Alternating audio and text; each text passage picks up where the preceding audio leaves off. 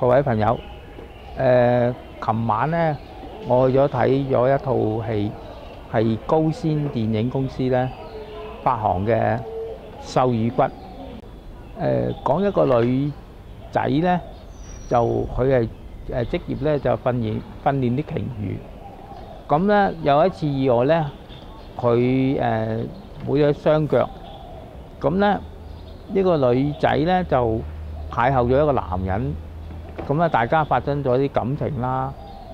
女主角呢後尾翻屋企啦，喺醫院，佢由頭生活過。咁我最記得佢呢譬如喺家居裏面啦，要落地躝下咁樣去洗碗啊、洗衫啊，呢啲過程都其實冇咗張雙腳嘅人呢，其實都好難體會到喎。但係套戲呢都拍得唔錯啊，呢方面。我記得我細個出世有思想嗰陣時呢，我其實都好似佢咁樣喺地下躝下，咁都有少少感覺，但當然佢好過我啦，佢冇咗即係個雙腿啫，咁但係個生活都喺地下度咯。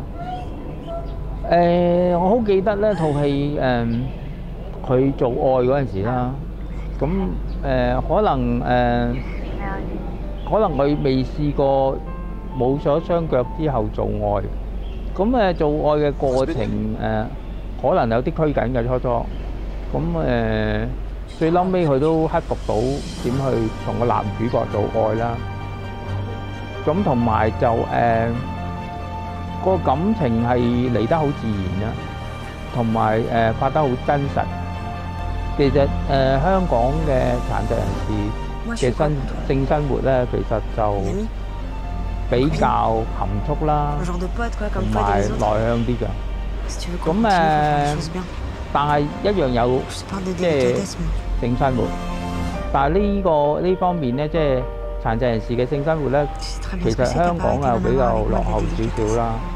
咁例如咧，我記得我喺宿舍住咧，其實好多宿舍嘅院友咧，其實可能喺院舍居住已經好多年。咁佢哋咧可能佢哋都有呢方面嘅需要喎。咁但係由於我哋嘅觀念問題啦，宿舍嘅觀念啊，或者係中國人嘅觀念，或者香港人嘅觀念咧，應該咁講，其實都係令到呢啲殘疾人士咧，就變得一個好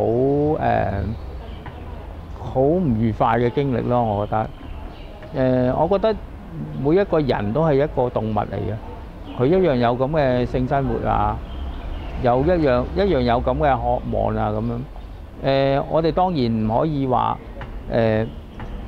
令到每一個人都有呢個機會啊，但係至少咧，我哋唔應該打破呢個觀念咧，成為一種隔膜啦，同埋一個唔好嘅諗法咯。其實套戲都係我哋值得再去睇下，同埋去了解下究竟女主角同男主角之間嘅感情。我覺得係值得再睇嘅。